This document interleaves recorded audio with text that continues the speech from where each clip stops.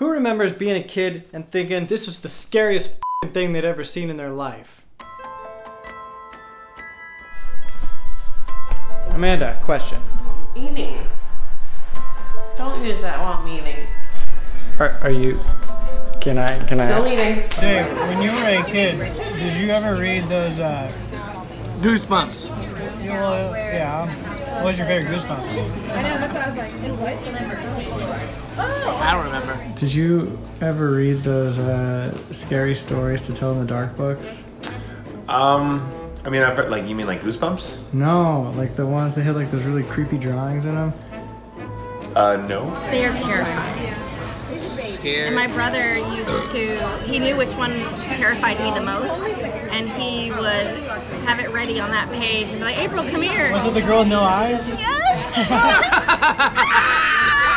Oh, yeah. I've seen the cover of this one. I never read it because it looks too freaky. Let's see. Scary Stories to Tell in the Dark is a series of 3 children's books written by Alvin Schwartz. What a name, Alvin Schwartz. And illustrated by Stephen Gamble. Should I read some? I don't know that the stories really hold up. Definitely remember that one. The drawings were far creepier than the actual stories. Oh, okay. You did read them. Mm-hmm. I did. They didn't scare you. They did scare me. I'm afraid of everything. Yeah, I know. Is there anything specific that you remember about them? I remember there was one story, and it was about this girl, and she always wore a scarf around her neck, and then she met this boy, and they fell in love, and he kept asking her, well, what's the deal with that scarf around your neck? And she was like, oh, I'll tell you later. And then they got married, and he was like, what's the deal with the scarf around your neck? And she was like, oh, I'll tell you later. And then they grew old together, and they had a nice long life, and then she was dying, and she was on her deathbed, and he was like, will you finally tell me what is up with this scarf around your neck? And she said yes. And then she took off the scarf, and her head fell off. I'll never forget. Yeah, see, I don't remember much about the stories. I just remember the terrifying illustrations. Yeah, her head fell off. And there was a picture of her head on the ground, like next to her bed. I don't remember that one. You can probably find it. That is exactly what I would like to do, but I do have to pee first, so. Ooh. Jurassic Park salt and pepper shakers. Oh, thank God, I've been looking for that. Did you find anything you were looking for? I don't know where I'm supposed to be looking. Why don't you ask? Because then I'd have to talk to somebody.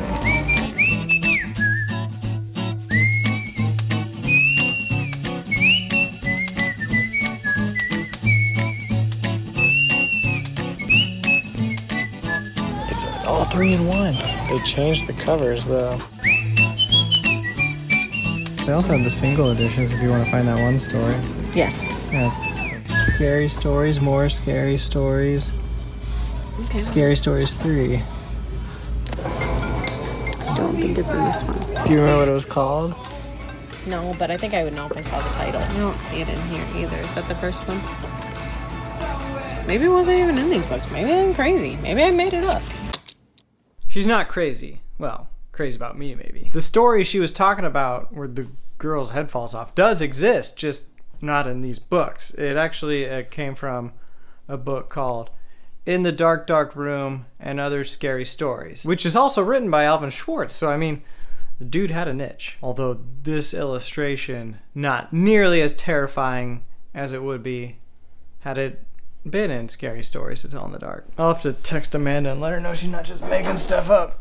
Ooh, I have a pimple growing in under the skin of my nose and it hurts so bad. Last month, I posted a video where I traveled to St. Louis, which is where I'm from, and in that video was an establishing shot of the Gateway Arch. To set the scene. It was just a stock video that I downloaded for what I was led to believe was for free.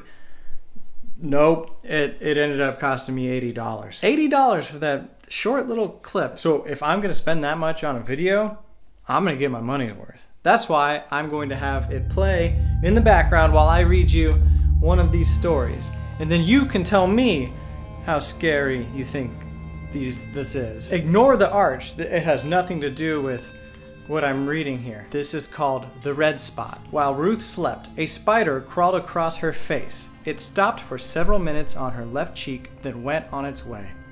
What is that red spot on my cheek? She asked her mother the next morning. It looks like a spider bite, her mother said. It will go away, just don't scratch it. Soon the small red spot grew into a small red boil. Look at it now, Ruth said. It's getting bigger. It's sore. That sometimes happens, her mother said. It's coming to a head. In a few days, the boil was even larger. Look at it now, Ruth said. It hurts and it's ugly. We'll have the doctor look at it, her mother said. Maybe it's infected. But the doctor could not see Ruth until the next day. That night, Ruth took a hot bath. As she soaked herself, the boil burst. Out poured a swarm of tiny spiders from the eggs their mother had laid in her cheek. That's it. That's the whole story. And here's the accompanying terrifying photo, which like all the others is genuinely creepy. This story was on multiple lists as being one of the scariest in the whole series.